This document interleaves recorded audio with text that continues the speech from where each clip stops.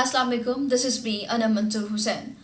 नाज़रीन, 24 नवंबर तो गुजर गया। कहाँ हैं वो तमाम लोग जिनको कॉल दी गई थी, कहा गया था कि ये फाइनल कॉल है? कहाँ हैं वो तमाम पंजाब के लोग, कहाँ हैं वो फेडरल के लोग, कहाँ हैं वो केपी के लोग जिनको कहा गया था कि डी चौक पहुंचे क्योंकि ये फाइनल कॉल है? अगर बात कर ले पंजाब की, तो पंजाब से भी कुछ ही लोग वहां पर पहुंचे हैं। अलीमीन गंडापुर ने जो अपना काफिला लेके आना था वो भी चंद लोगों पर मुश्तमिल है। हाँ, वो बनिस्बत उन लोगों के थोड़ा ज्यादा है जो यहाँ से पंजाब से गए हैं या जो फेडरल इस्लामाबाद से वहां पर शामिल हुए हैं। बुशरा बीबी यहाँ पहुंची हैं, वहां पर अलीमीन गंडापुर पहुंचे हैं। वहां पर असल जो मसला था वो अटक था। अटक से ही उन्होंने अपना जो एहतजाज है या उन्होंने अपने काफिले को जो इकट्ठा करके वहां से निकलना था वो अटक था। और अटक पे ही ज्यादा शेलिंग की जा रही है और ज़्यादा वहाँ पर जो गंभीर सूरत हाल है ना वो अटक पर थी। लेकिन 24 नवंबर तो गुजर गया और हमने कोई ज़्यादा लोग का मजमा वहाँ पे नहीं देखा। सनम जावेद को देखा वहाँ पर, हमने उनके साथ कुछ ज़्यादा लोग नहीं देखे। सलमान अकमल राजा साहब को देखा, गाड़ी में बैठे वीडियोज़ बना रहे थे और पिक्चर्स शेयर किए। वहाँ पर ऑन ग्राउंड हमने उनको नहीं देखा। उसके अलावा बैरिस्टर गौहर को तो हमने वहाँ पे नहीं देखा। और कुछ लोग ही यहाँ से जो अपोजिशन लीडर थे पंजाब के, वो भी चंद लोगों के साथ ही, उनको भी हमने नहीं देखा वहां पर। और कह सकते हैं कि 20,000 से 25,000 लोगों को हमने वहां पर देखा है। इससे ज्यादा लोगों को हमने तो वहां पे नहीं देखा।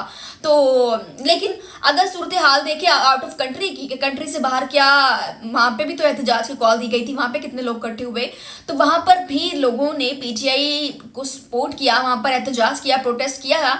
अगर यूके की बात करें तो यूके कहा जाता था कि सबसे ज्यादा जो यूके में प्रोटेस्ट किया जाएगा, वहां पर भी कुछ लोग नजर आए। लेकिन यहाँ पर हमने इतना ज्यादा लोगों का मजमा नहीं देखा।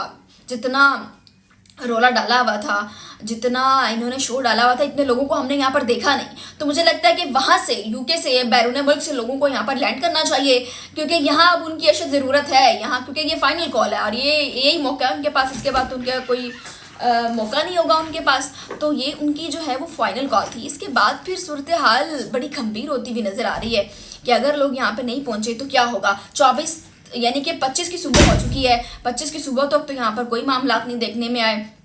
फिर ये भी कहा जा रहा था कि अलीमीन गंडापुर और बुशरा बीबी के दरमियान कोई चक्कलेश हो गई है, वो आपस में देखे नहीं। लेकिन उन्होंने एक यूनिटी पेश की, उन्होंने एक फ्रंट पे यूनिटी शो की। तो ये तो हमने देख ही लिया वहां पर।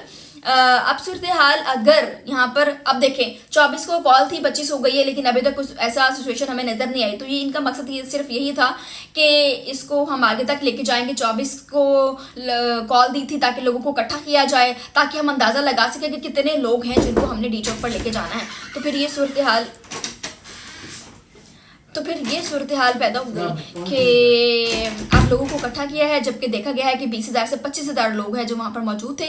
और अब अंदाजा लगाया जाएगा कि कितने लोग होंगे। हाँ, अगर उनका कहना यह है कि अगर कोई 50,000 तक लोग इकट्ठे कर लेते हैं ना, तो फिर जाके हम कामयाब हो पाएंगे। लेकिन मेरा ये मानना है कि अगर कोई 1 लाख तक के करीब लोगों को इकट्ठा करते हैं और फिर एहतजाज वहां पर बैठ के धरना देते हैं, तो फिर हुकूमत ये काम पे डाल सकती हैं और फिर हुकूमत खौफजदा हो सकती है कि अब आवाम जो है वो ग्राउंड पर आ चुकी है। लेकिन मुझे नहीं लगता कि 1 लाख लोगों को इकट्ठा किया जाएगा। अब 25 से लेकर ऑनवर्ड को इन्होंने कहा कि 1 हफ्ते तक इसको एहतजाज को जारी रखेंगे।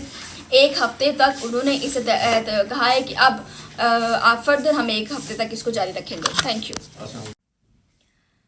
तो अब देखना यह है कि सूरत हाल कब तक कहाँ पहुँचती है और यह एहतजाज कामयाब होता है कि नहीं। Thank you.